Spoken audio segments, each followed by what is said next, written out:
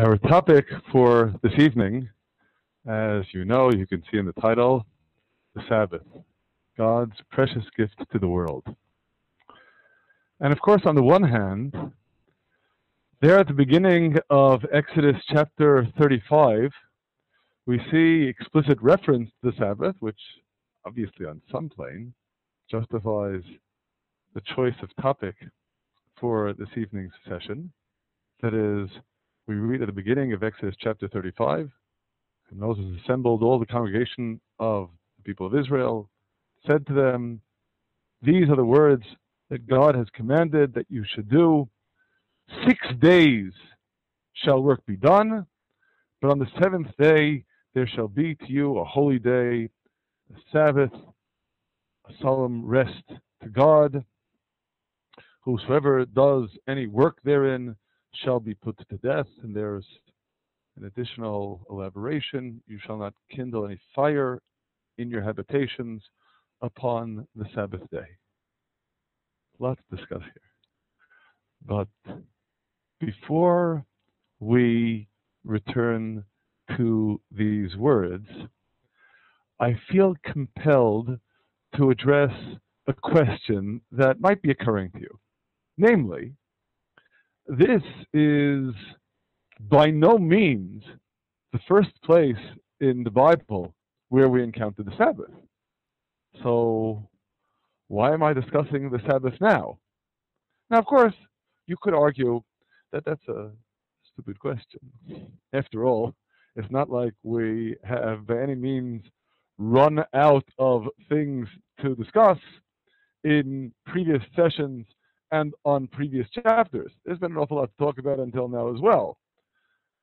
But simultaneously, while I'll grant the question is not exactly the most brilliant, I think considering what the significance of the presentation of the Sabbath is here in Exodus chapter 35, in light of the previous references to the Sabbath that we find earlier on in the Bible, is instructive and illuminating.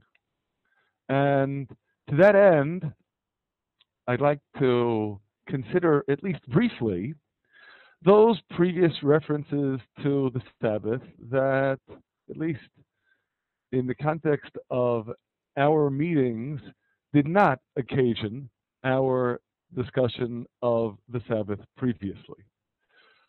So, of course, the first place that we encounter the Sabbath in Scripture is in Genesis chapter 2. This is fairly self-evident.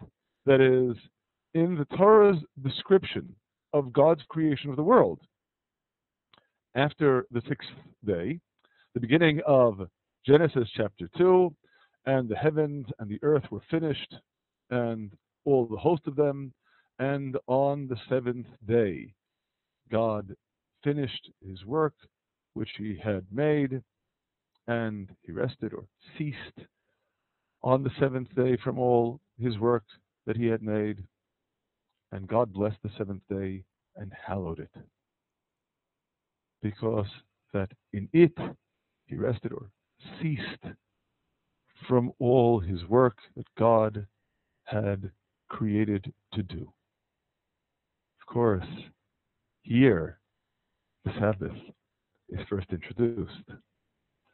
I also feel compelled, if you don't mind, as a parenthetical observation, to point out on a personal note the special meaning of these verses from Genesis chapter 2 to me, because, you know, when we express in the blessings of the Kiddush, the sanctification of the wine, in ushering in the holiness of the Sabbath to our home and our table Friday evening, we begin with these 3 verses.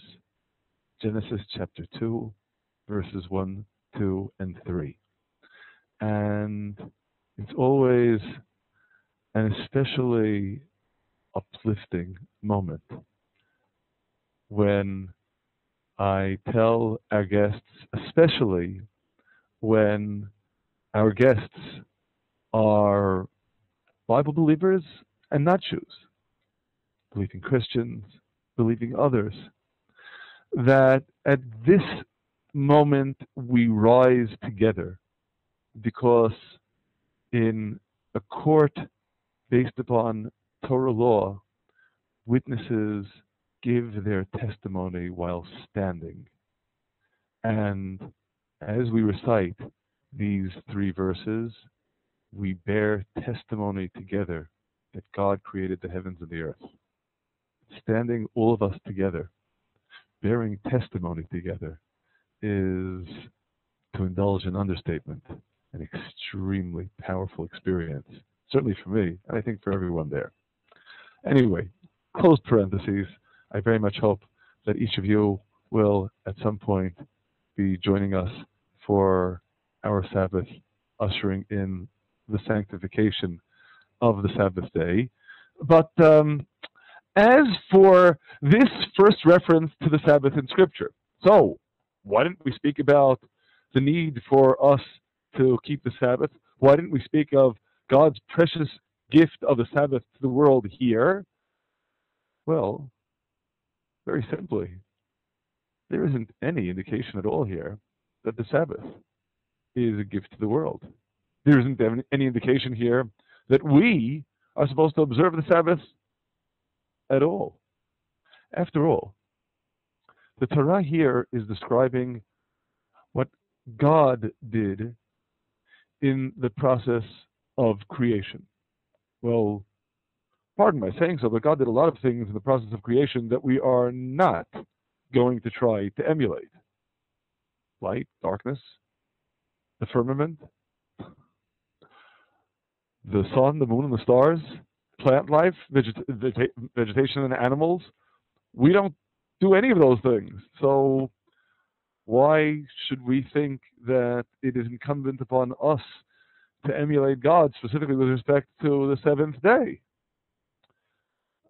So again, then, when we consider what we learn from Genesis chapter 2, we learn about the Sabbath. We learn, if you will, on a broader plane about a cosmic Sabbath that is embedded in the fabric of creation.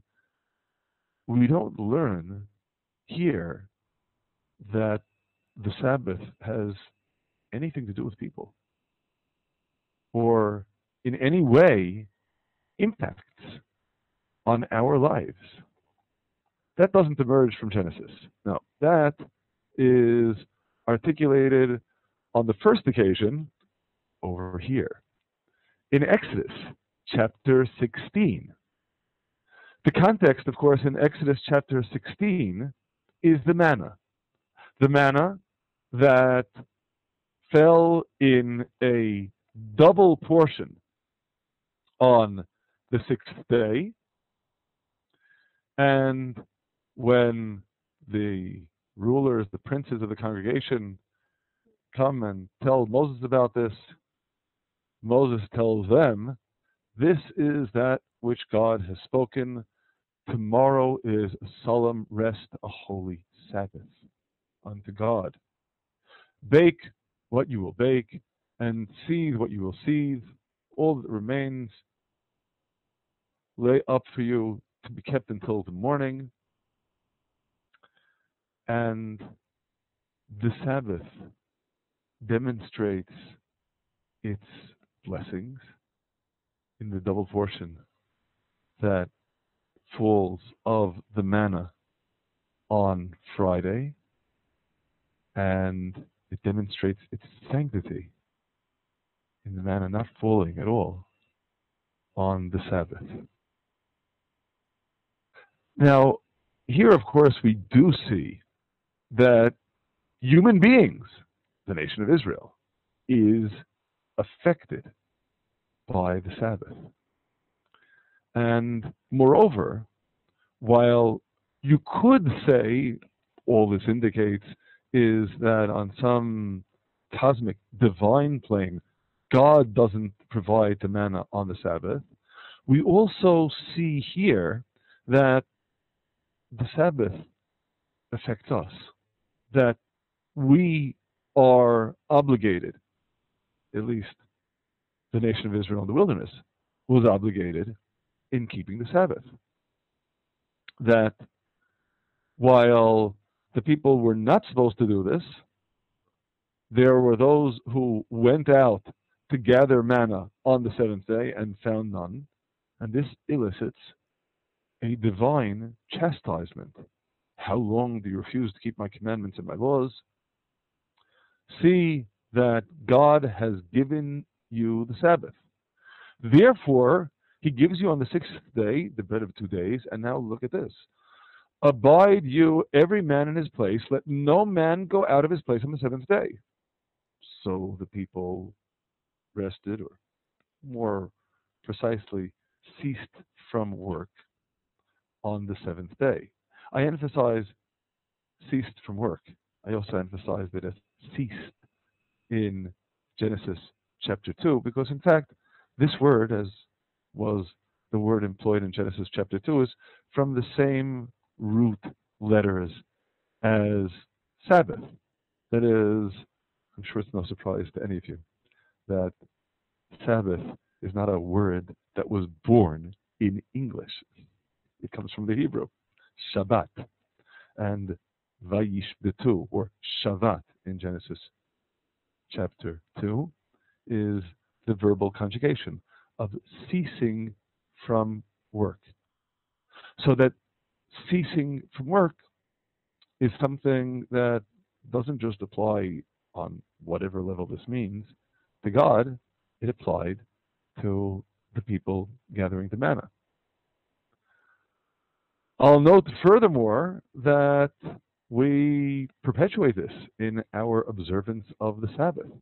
We perpetuate the double portion of manna that fell on Friday, because as many of you may know, certainly all those who have been our guests on the Sabbath know, that we take 2 full loaves of bread for each of the Sabbath meals in order to commemorate that double portion.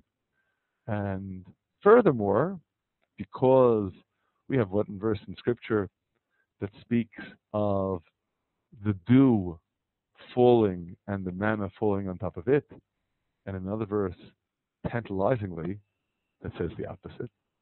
The manna fell and the dew fell on top of it. We commemorate them both. That is, taking both statements, of course, as true, that the dew fell, then fell the manna, and then fell another layer of dew. So the manna was, if you will, gift wrapped in 2 layers of dew.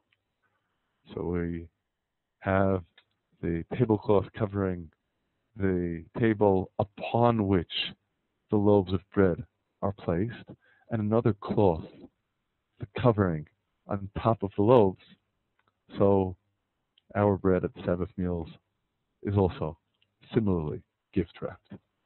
In any case, this certainly does indicate that the Sabbath can impact upon people. But it doesn't actually indicate that this is a permanent obligation. It pertained to people who eat manna. I don't know about you, but I haven't eaten manna. So does the Sabbath have any impact on all the rest of us? For that, Exodus 16 is inadequate, but Exodus chapter 20 is just fine. Exodus chapter 20, of course, presents to us the Decalogue, the 10 Commandments. And as undoubtedly everyone is aware, commandment number 4. Remember the Sabbath day to keep it holy. 6 days you shall labor and do all your work, but the 7th day is a Sabbath unto God your Lord. In it you shall do no manner of work, not you, nor any of your family members, or the people in your household. In 6 days God made the heavens and the earth, the sea, and all that is in them, rested on the seventh day, and thus the Sabbath becomes, again, a commemoration of creation. God having blessed the Sabbath day and hallowed it, just as we read in Genesis chapter 2. But here, something that clearly impacts on us. It obligates us in perpetuity. So the Sabbath has indeed become a gift for humanity. We should note that there is an additional nuance that is articulated for the first time with respect to people in this passage, in the Decalogue, in Exodus chapter 20. And that nuance is this one. What the translation renders as work, and in Hebrew is Malaka. We're going to have to clarify exactly what that means, but at this juncture, we note that Exodus chapter 20 explicitly regards Malaka, again, rendered here as work, still in need of being properly defined, God willing, another few minutes, as something that we do the rest of the week, but we don't do on the Sabbath. There is an additional dimension that is emphasized in our observance of the Sabbath in perpetuity. This, if you will, goes beyond what is stated in the Decalogue, and this is Exodus chapter 23. 6 days you shall do your work, but on the seventh day you shall, here it goes again, cease from work. Translated here as rest, but the Hebrew tishbot comes from the same root as Sabbath. And I emphasize this point because, number one, it emphasizes that in addition to the prohibition on doing melacha, rendered here as work, there's also an obligation to proactively cease from work, to rest. And moreover, that your doing so should enable your property to rest, your ox, your ass, and also the other members of your household, the son of the handmaid, the stranger. This too pertains to Sabbath. Now again, you may be wondering, so I have more examples of passages we could have used to speak of the Sabbath earlier on. We're not finished with our list yet.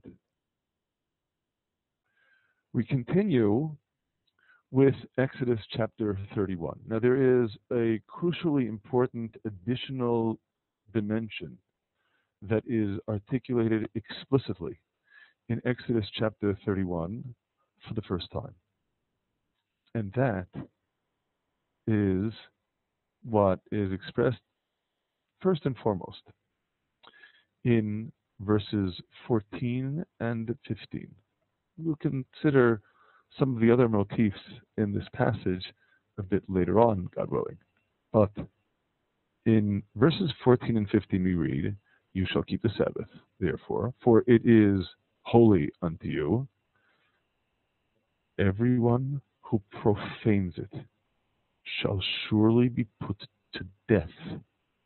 For whosoever does any work therein," work, we should note, is, as in the past, the translation offered here for melacha,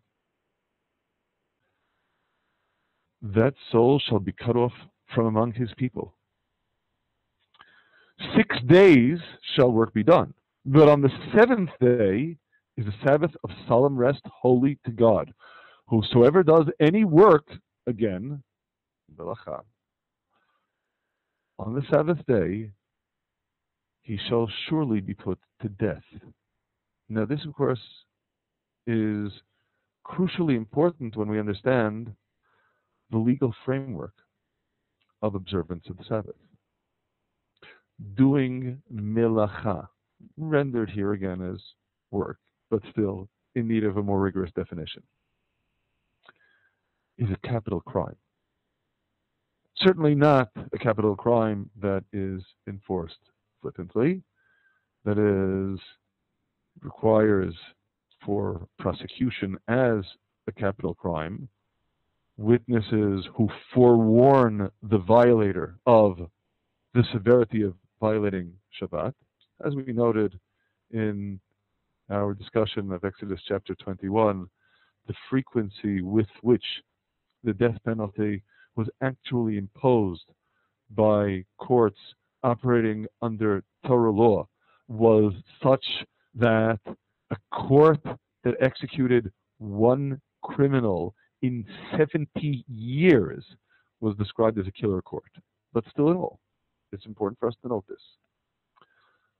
Violation of the Sabbath is on the books, based upon the book, the Bible, a capital crime. This is something that was not articulated previously in the Torah.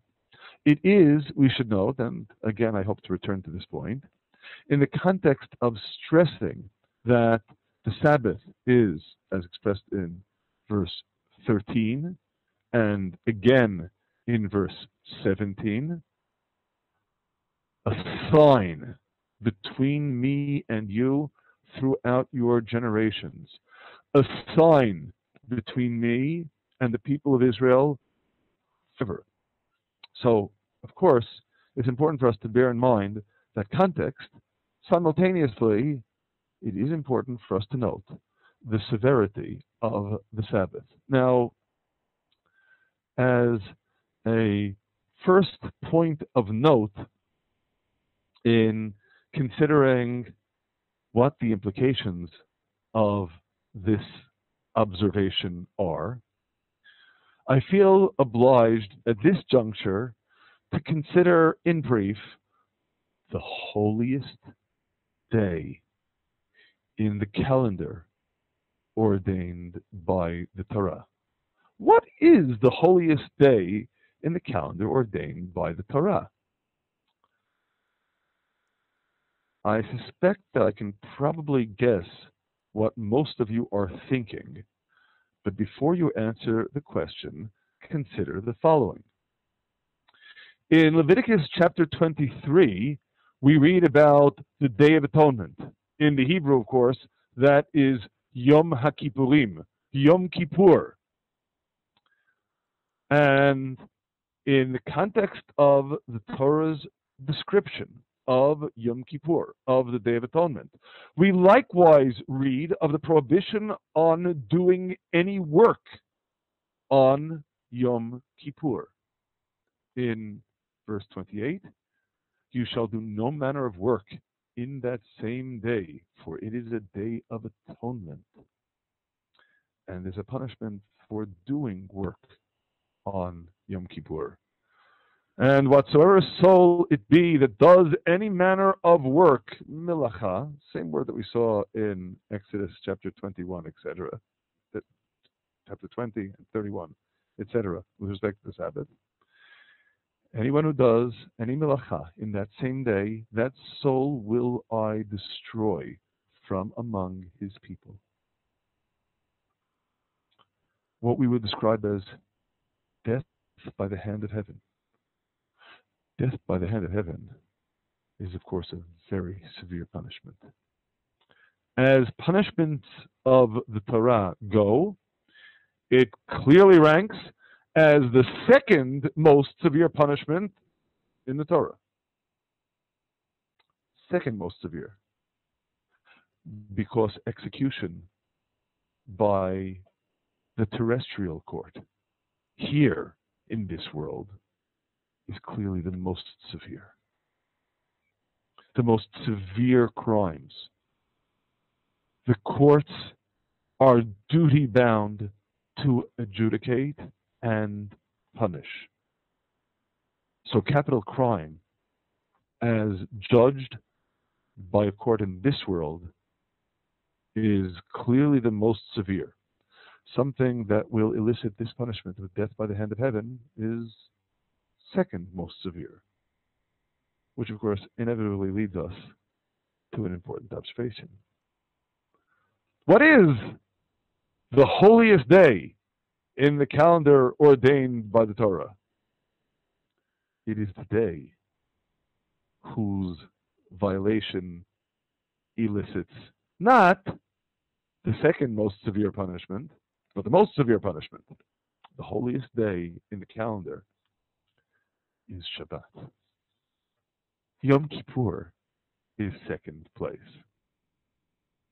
Just to illustrate this by way of another example that likewise dramatizes this conclusion, you know that on many days, including many weekdays, we read the Torah in the synagogue. On ordinary weekdays, when the Torah is read, 3 portions are read. On more special days, what we could describe as minor holidays, like the new moon or intermediate days of the holidays of Passover and Tabernacles. On those days, we don't just read 3 portions, we read 4. On major holidays like the days of celebration of Passover, Pentecost, Tabernacles, days upon which we are indeed forbidden to engage in Malaka, on those days we read 5 portions from the Torah.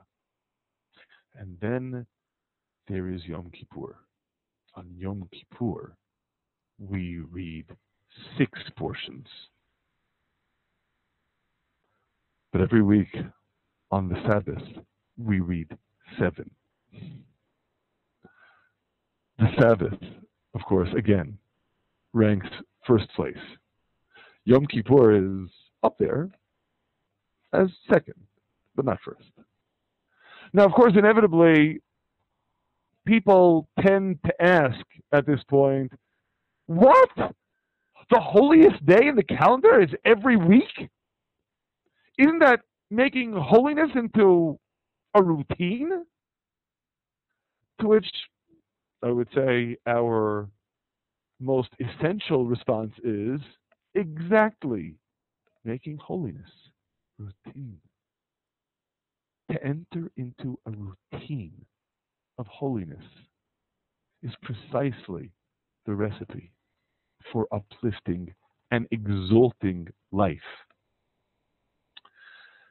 And of course, altogether, when we consider what that conveys to us, clearly what it demands of us is to orient our entire lives with respect to the Sabbath. The Sabbath then is not something that is divorced from the rest of life. Rather, if I may appropriate a formulation used by one of the great medieval Jewish thinkers, Rabbi Yehuda Halevi, the Sabbath is the fruit of the week and its seed. Now, if you think about it, that dual metaphor almost sounds like a contradiction. After all, we think of the fruit as the culmination, the end point, the goal toward which everything is directed. Whereas the seed is just the opposite. It's the starting point, the point of initiation. So which is it? Is it fruit or is it seed? And of course, inevitably, the correct answer here is yes. It is fruit and it is seed. That is, it is the fruit of the preceding week that leads up to the Sabbath. But by consequence, Sabbath also becomes the seed of the week that follows. Now we need to consider at greater length what we mean here, not only by fruit and seed, but by week and Sabbath. And for that, of course, inevitably, we need to focus upon what this entity is that we've been talking about all along, and I keep on telling you, we're going to define it soon. Well, soon at this point is now. What is Malaka? Again, rendered here as work.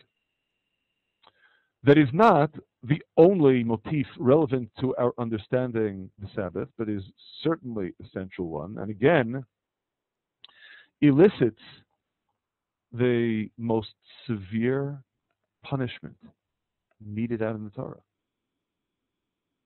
the death penalty. Defining Malaka, on the one hand, is clearly essential, especially when we recognize that it carries such a grave punishment.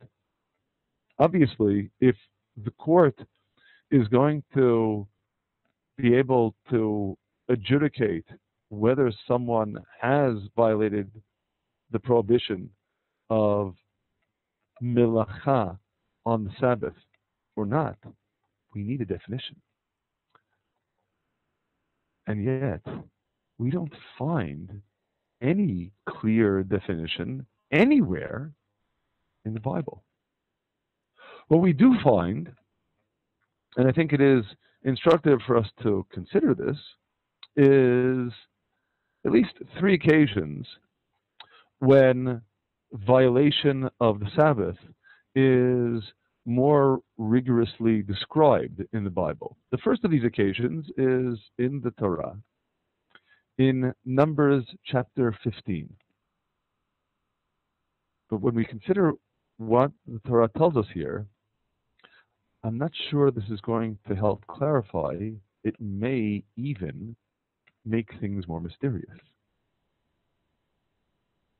The Torah relates that while the people of Israel were in the wilderness, they found a man gathering sticks upon the Sabbath day.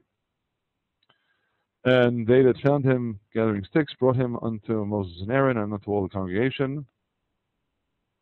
And they put him in ward, that is, in prison, because it had not been declared what should be done with him. And God said to Moses, the man shall surely be put to death. And he was executed. On the one hand, clearly this is intended as an illustration of the principle, as we noted, first articulated in Exodus chapter 31, that doing Malaka on the Sabbath is a capital crime.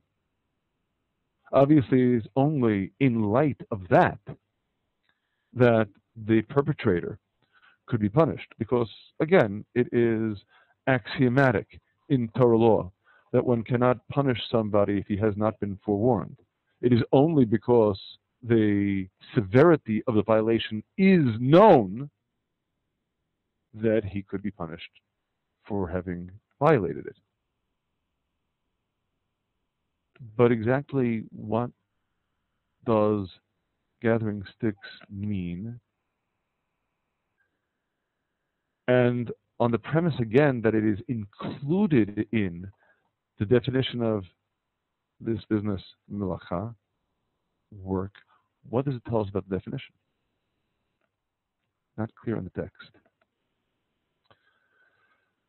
Next passage that explicitly describes the violation of the Sabbath and what it entails, at least in our listing, is Jeremiah chapter 17, where the prophet is bidden to tell the people of Jerusalem, thus says God, take heed to the sake of your souls, and bear no burden on the Sabbath day, nor bring it in by the gates of Jerusalem. Neither carry forth a burden out of your house on the Sabbath day, neither do you any work, but hallow the Sabbath day. And again, furtherly reiterating the principle, articulating the implications. It shall come to pass, if you diligently hearken unto me, says God, to bring in no burden through the gates of this city on the Sabbath day, but to hallow the Sabbath day, to do no work therein. Then the consequence will be the prodigious blessings that God promises. And, of course, conversely, we read the dire consequences of violating the Sabbath.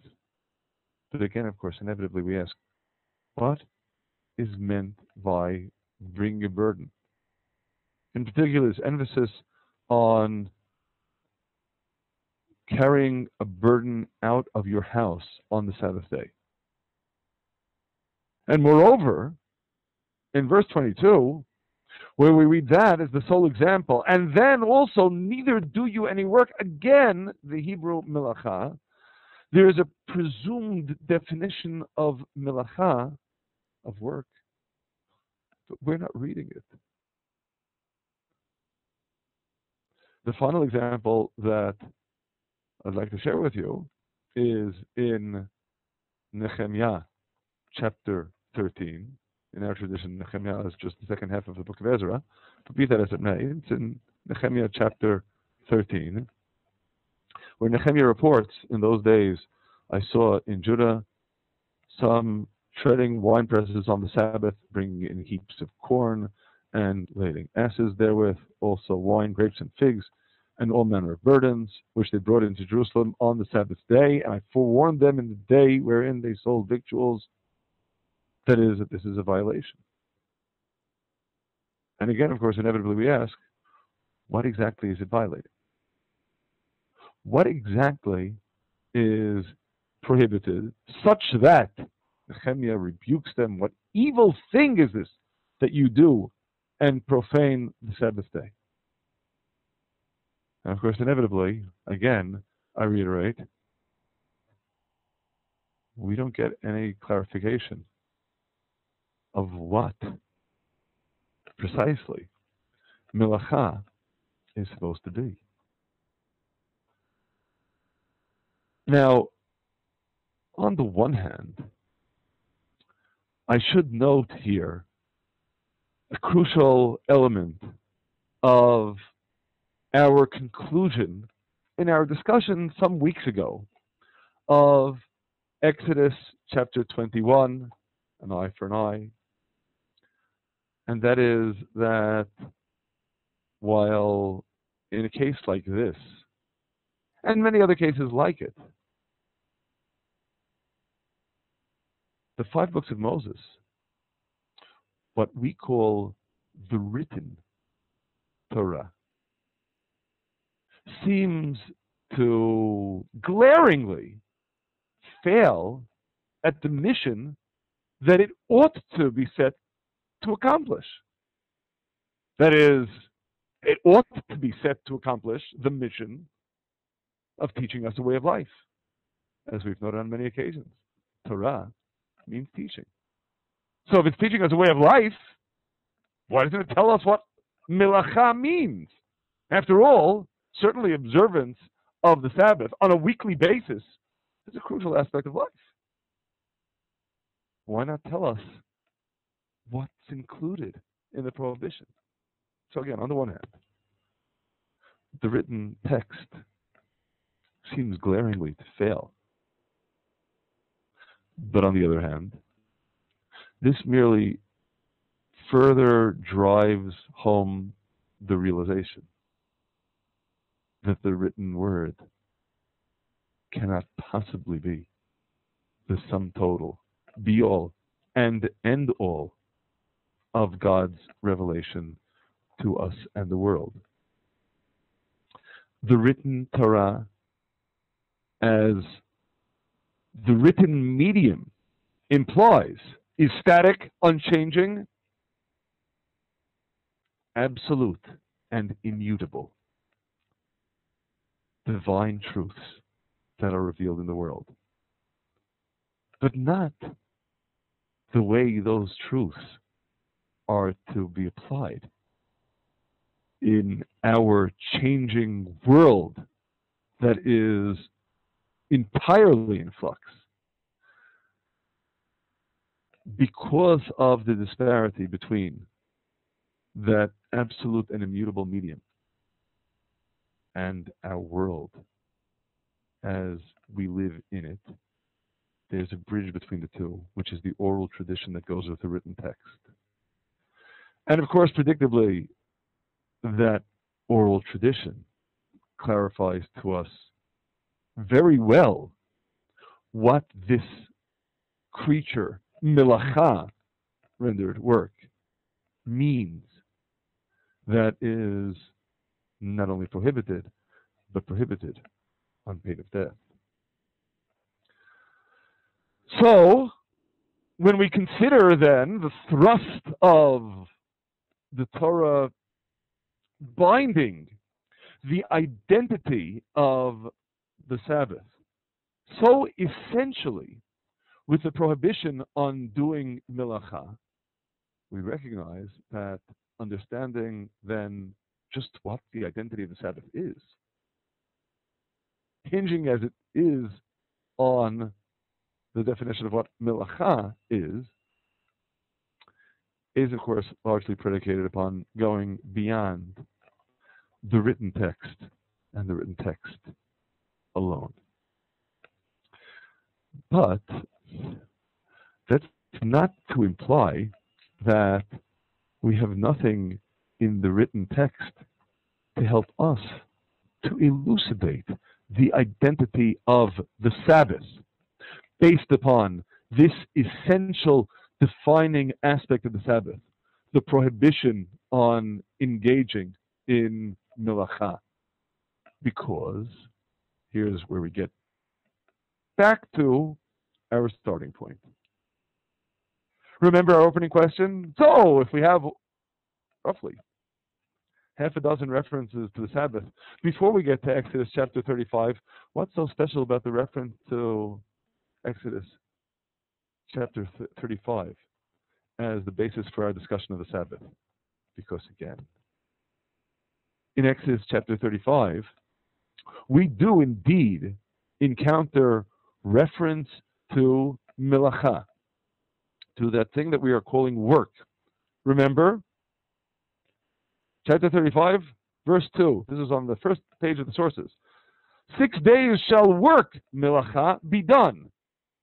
But on the seventh day, there shall be to you a holy day, a Sabbath of solemn rest to God. Whoever does any work, again, Malaka, therein shall be put to death. So, what indeed constitutes Malaka?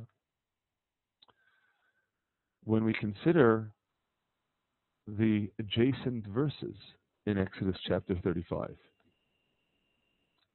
The adjacent verses speak of Malaka repeatedly. Malaka, or in its grammatical construct form, melechet, what we could render as work or work of. The context of all these references is the building of the tabernacle. We read of the command to build the tabernacle in Exodus chapter 25, which we discussed a little while ago. In Exodus chapter 35, we read about the execution. The melacha that was done in creating a tabernacle. We won't go through all these references. There are even more, but the melechet, the work of the tent of meeting, melechet avodah, work of service, the contribution of all of the various equipment necessary, lechol hamelacha, for all the work. The artisans being described as endowed with wisdom, understanding, knowledge in all manner of workmanship. Likewise, Malaka. This becoming the description of the principals who oversaw melechet, the work of the service. And of course, finally,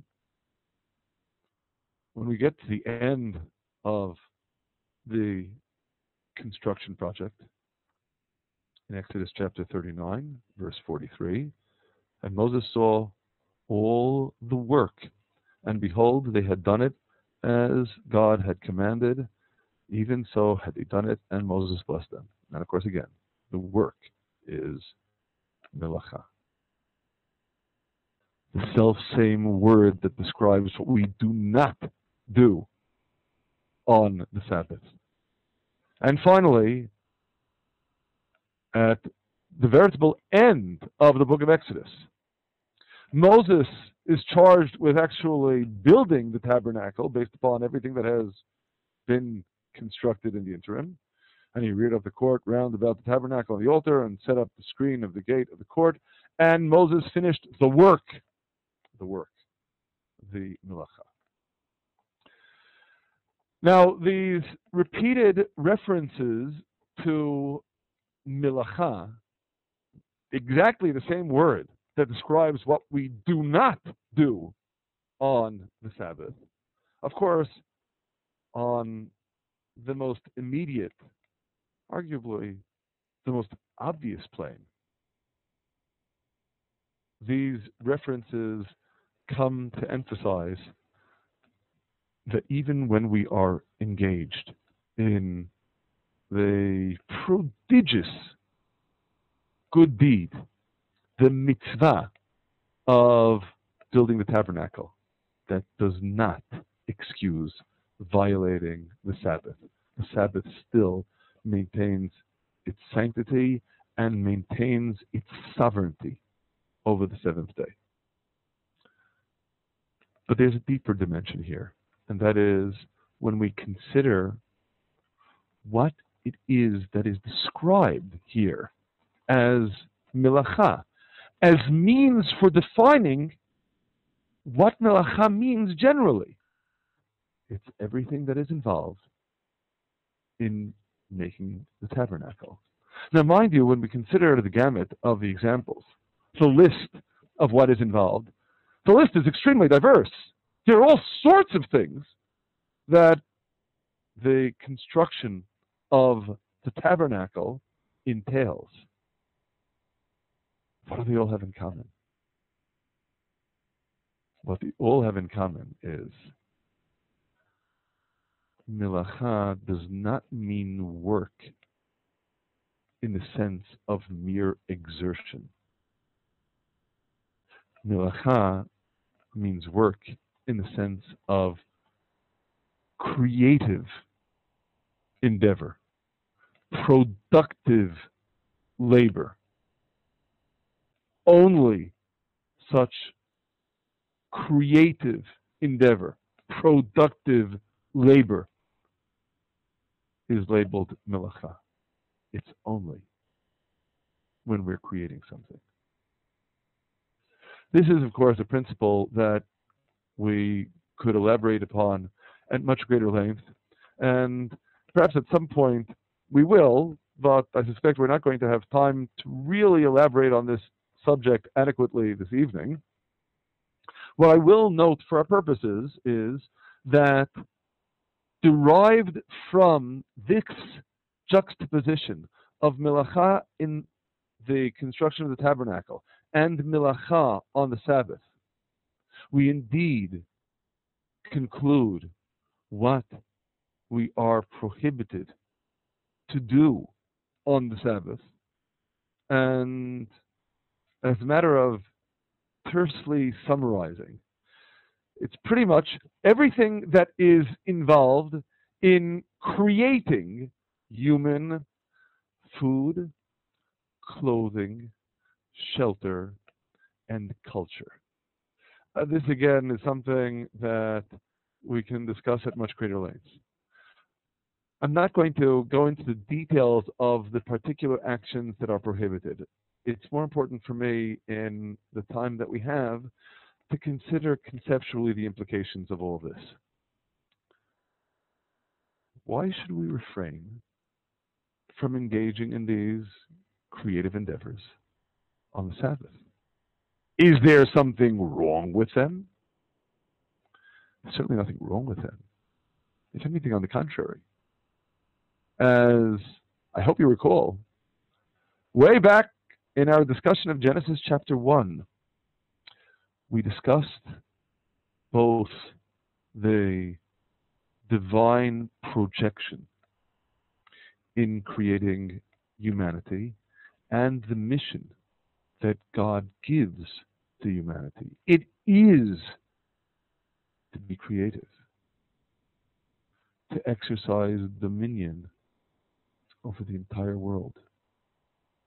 Because essentially, that's what we're here for, to fix up the entire world.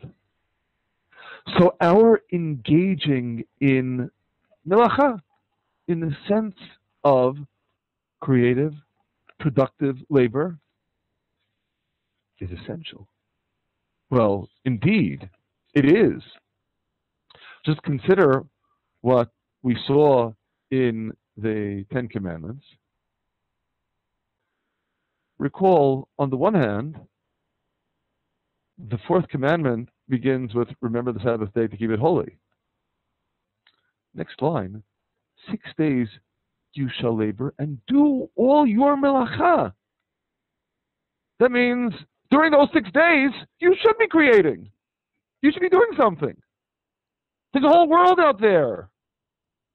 God created you with a mission to be, as it were, his junior partner. So do all your work. Strive, do your utmost to fix up the world. And in the reiteration of the Decalogue in Deuteronomy chapter 5, likewise, 6 days you shall labor, do all your work. Do it! It needs to be done. On the one hand, it is through those efforts that we invest that we justify, as it were, the trust that God has placed in us by becoming his junior partners, as he charges us. But on the other hand, there is, in our being so engaged, a dire danger that we need to consider. The danger, of course, is we're liable to get so caught up in what we're doing that we forget the essential goal of it all, which is to restore the world to God, to make this world like the tabernacle, an abode, so to speak, not literally, for the divine. We're liable to get so caught up in the rat race of our running, doing, building, making,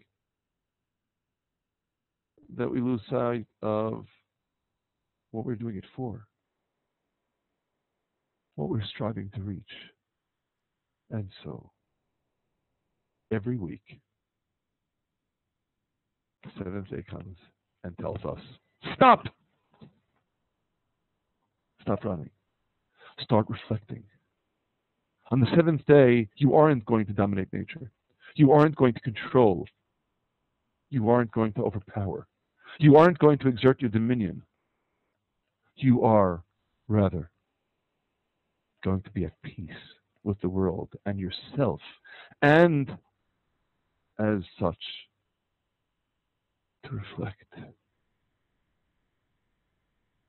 The Sabbath, again, I reiterate, is the fruit of the preceding week, because when you cultivate this mindset, everything that you're doing when you're running through the whole week is to reach that sublime world of sanctity, of holiness on the Sabbath. And if you relate thus to the Sabbath, then of course it becomes the seed of the week that follows, because everything that you'll do in the days ahead, likewise, is an expression of that sense of holiness with which the Sabbath imbues us. Our obligation indeed is to fix up the world,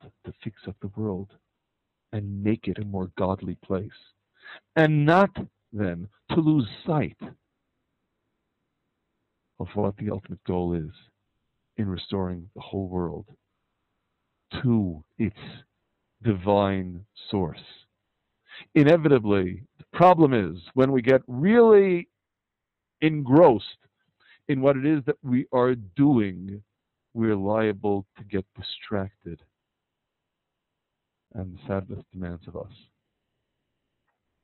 to get our bearings.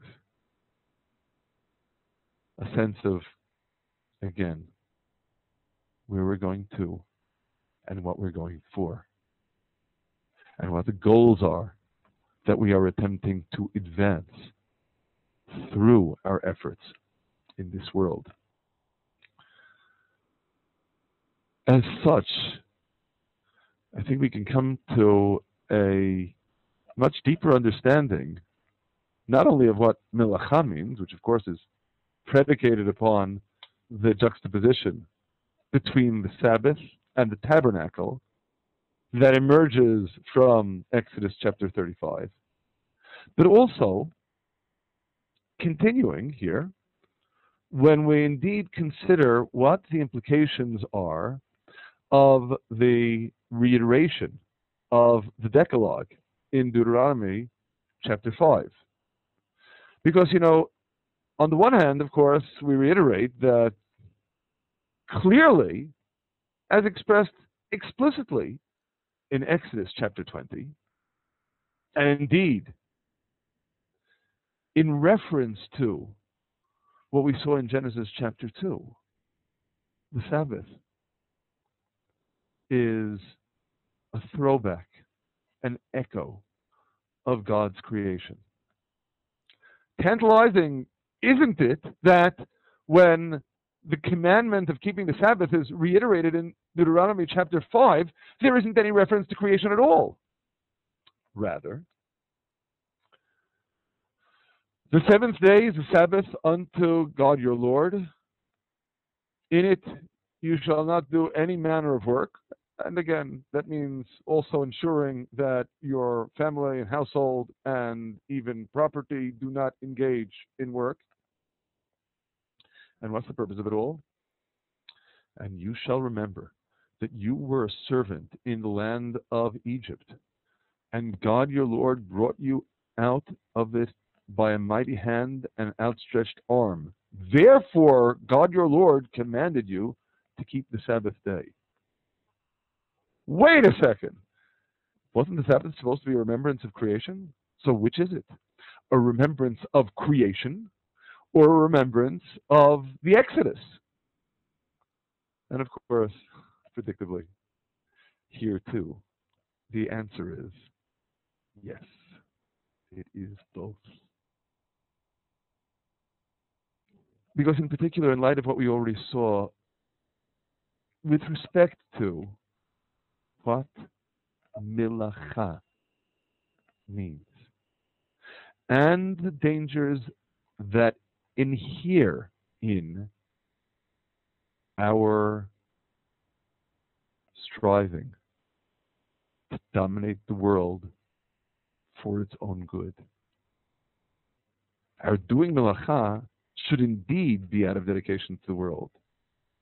But there's a critical caveat here, and that is, are we the masters of our work, or has the work become our masters?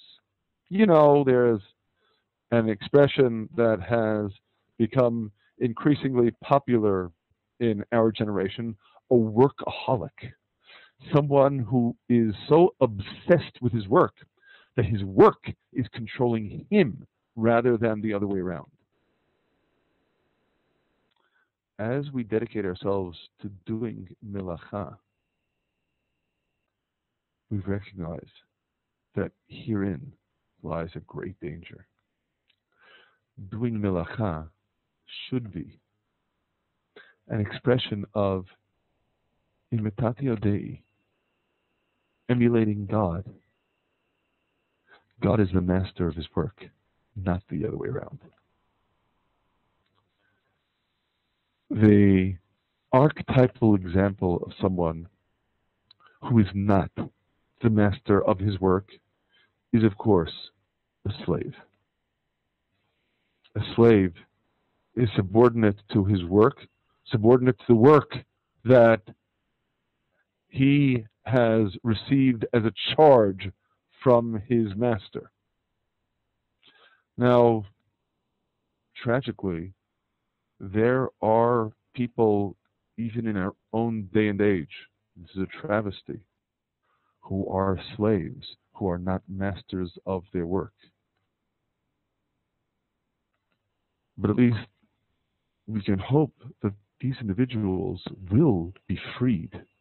There is the arguably far more tragic phenomenon of people who are slaves to their work, not because of some external master, but simply because they have surrendered to the work as dominating them rather than the other way around.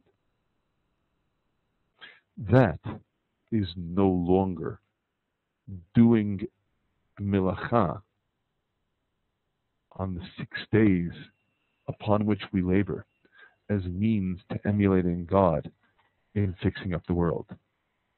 That is when we so obsess on the work that we're doing that indeed we lose that sense of who we are, what our identity is, and where we are striving to get to by doing that work. And so, in Deuteronomy chapter 5, God emphasizes this additional dimension that pertains to our observance of the Sabbath. That just as when we were slaves in Egypt, God brought us forth from that bondage of being subordinate to the work that we were doing, so too, our desisting from doing creative work, productive labor, on the Sabbath, is our declaring, our affirming that we are not slaves of our work, but rather we harness our work, we channel it as means to the spiritual exaltedness that the Sabbath, more than anything else, engenders. And this, of course, really helps to drive home the realization that the Sabbath is God's precious gift to the world, because it enables us to learn precisely this point, which is indeed why we relate to the Sabbath as a gift. We mentioned Nehemiah earlier. In Nehemiah chapter 9, he speaks of, you came down also upon Mount Sinai, spoke with them from heaven, gave them right ordinances, laws of truth, good statutes and commandments, all gifts, and made known unto them the holy Sabbath. Just part of the gifts. A bestowal that enables us to understand what we're supposed to be doing with our lives. in this world, to be truly free and truly actualize the mission that God gives us. Which is why, then, we repeatedly encounter the Sabbath as a celebration. Now, mind you, we should note that Sabbath as celebration also presumes that we are worthy of celebrating. And so, in the three verses that you see here, Isaiah chapter 1, Hosea chapter 2, Lamentations chapter 2, we see the celebration of the Sabbath having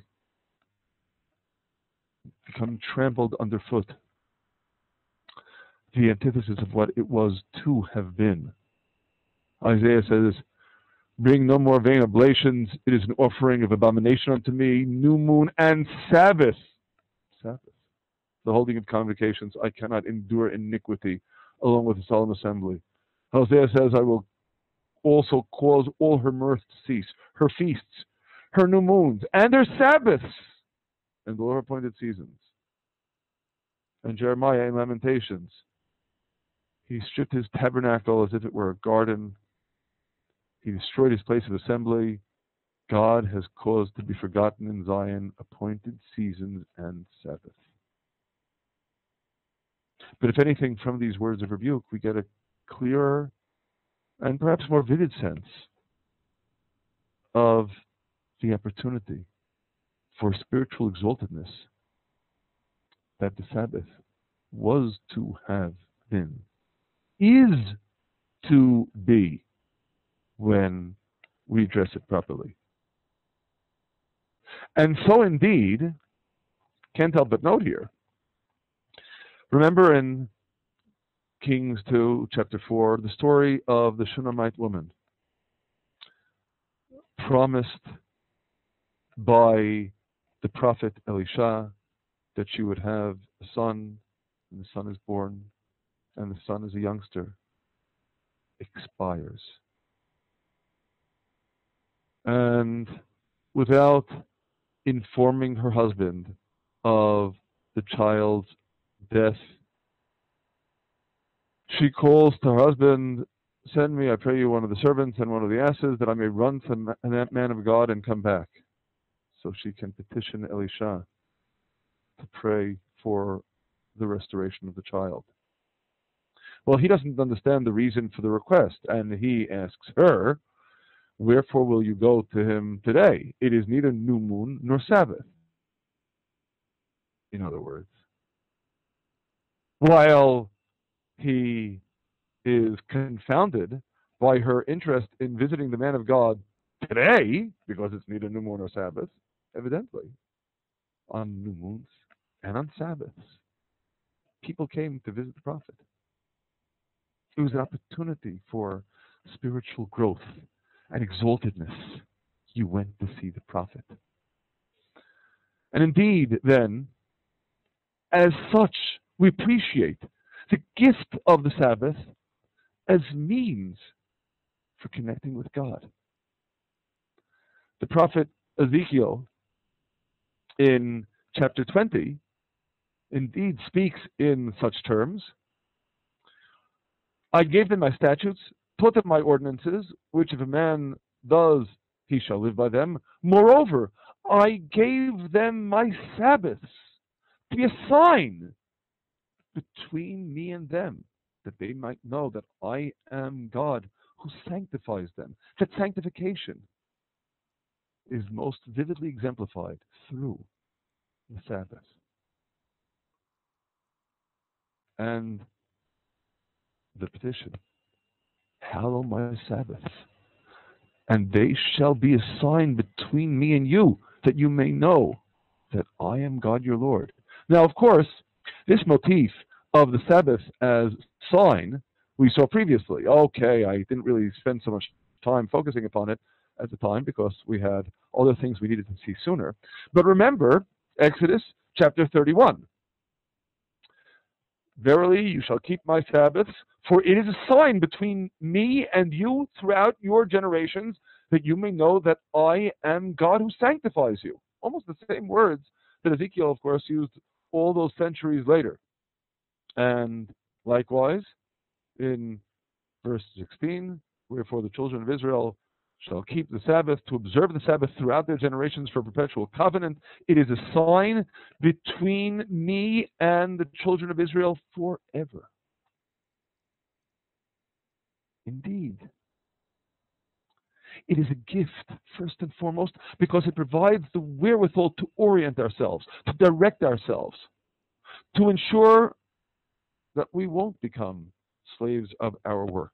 We will be masters of our work, empowered to subordinate the work to our spiritual mission, not the other way around. Not to subordinate our spiritual mission to our work. Unfortunately, all too often, that seems to be precisely what happens nowadays. But when we consider then the mandate and the challenge of the Sabbath, we can readily appreciate why the reward for the Sabbath is so prodigious.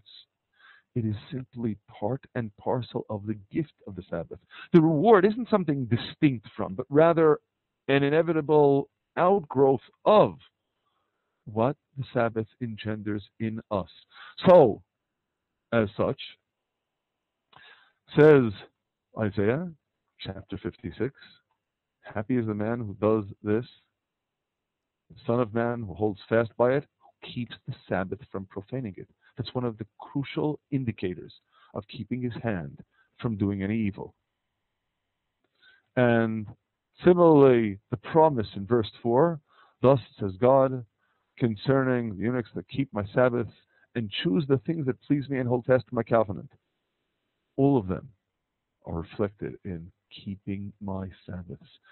Even unto them will I give in my house and within my walls a monument and a memorial better than sons and daughters. I will give him an everlasting memorial that shall not be cut off. And indeed, continues, even with respect to the aliens, those who join themselves to God, minister unto him, to love the name of God, to be his servants. Again, how are they described? First and foremost, everyone who keeps the Sabbath from profaning it and holds fast by my covenant. To them is expressed the promise. We mentioned this in our discussion of Exodus chapter 25 as well. Even them will I bring to my holy mountain and make them joyful in my house of prayer. Their burnt offerings and their sacrifices will be acceptable upon my altar, for my house will be called a house of prayer for all peoples. That reward, again, is the reward for integrating the message of the Sabbath. And perhaps in the most exaltative terms, in Isaiah chapter 58, if you turn away your foot because of the Sabbath, from pursuing your business on my holy day, and call the Sabbath a delight, and the holy of the Lord honorable, and honor it, not doing your wanted ways, nor pursuing your business, nor speaking thereof, then you shall delight yourself in God, and I will make you ride upon the high places of the earth, and I will feed you with the heritage of Jacob your father, for the mouth of God has spoken it. I hope it's clear at this point. You shall delight yourself in God. It's not some arbitrary bestowal as a reward for sanctifying the Sabbath. It is an inevitable consequence of sanctifying the Sabbath and truly integrating its message of rising above Malaka and making Malaka subordinate to us rather than the other way around. And of course, this is not merely a description of what was or even just of what is, but also what will be. The prophet Ezekiel, in speaking of the renewed temple of the future, speaks of the priests, the Levites, the sons of Zadok that kept the charge of my sanctuary, They shall come near to me to minister unto me. And what else are they to do? Look at verse 24 here in Ezekiel chapter 44. They shall keep my laws and my statutes in all my appointed seasons, and they shall hallow my Sabbaths. And as for the prince of the people, he is described as giving the offerings in the feasts and in the new moons and in the Sabbaths. And this is the atonement for the house of Israel, what restores Israel to God. Indeed, even more so in Ezekiel chapter 46, where we read of the holy temple restored, the holy temple of the future. The prophet tells us the gate of the inner court that looks toward the east will be shut the 6 working days, those days when we do Malaka. But on the Sabbath day, it shall be opened. Also on the day of the new moon, it shall be opened. And people of the land will worship, prostrate themselves at the door of that gate before God in the Sabbaths and the new moons. And we read about the special offering brought by the prince of the people on the Sabbath day, because essentially, again, the Sabbath day is the premier day for connecting to God, and by consequence, also connecting to ourselves, to our inner spiritual essence. That is the gift of the Sabbath. And that note, we return in closing to the closing of the prophet Isaiah, who speaks of a renewed world of the future when everything in this world finally comes to its fruition. As the new heavens and the new earth which I will make shall remain before me, says God, so shall your seed and your name remain. And it shall come to pass that from one new moon to another, and from one Sabbath to another, shall all flesh come to worship, to prostrate themselves before me, says God. Because when we have truly integrated the message of Shabbat, in particular, having integrated the message of what Malaka means, creative labor. Creating, because we're in this world to create. This is the charge that God gave us with the creation of man. But to not lose sight of what it's all for. To not lose our spiritual freedom to physical creativity. To integrate the message of the Sabbath into our lives all the time.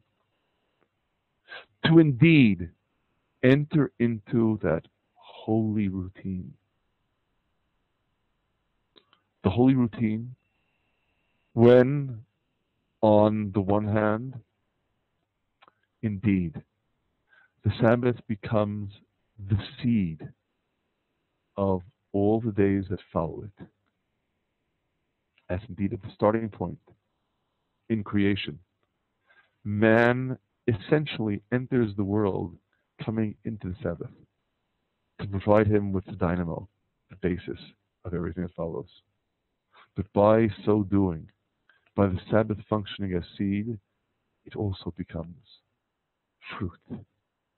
Everything becomes directed toward that spiritual transcendence that is the Sabbath. This, indeed, is God's precious gift to the world, because through it we have the wherewithal to connect to all of God's gifts. Through it we have the wherewithal truly to connect with God. God bless you.